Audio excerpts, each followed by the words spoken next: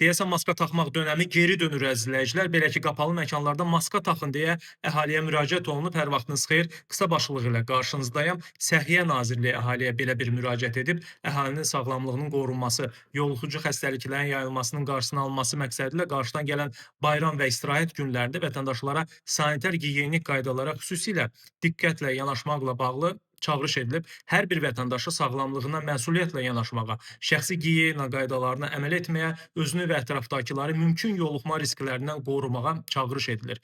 Həqiqətən də son günlər əhali arasında, xüsusən də uşaqlar arasında yoluxucu xəstəliklər çoxalıb. Xüsusilə yüksək həssaslıq qrupuna aid olan şəxslərə kütləvi tədbirlərdə və insanların sıx toplaşdığı qapalı məkanlarda tənəffüs yollarını qoruyan fərdi mühafizə vasitələrindən istifadə etmələri, əl gigiyenasına ciddi riayət etmələri tövsiyə olunur. Eyni zamanda immun sisteminin möhkəmləndirilməsi məqsədilə gündəlik qidalanma rejiminə vitaminlərlə zəngin ərzaqların daxil edilməsi məqsədə uyğundur.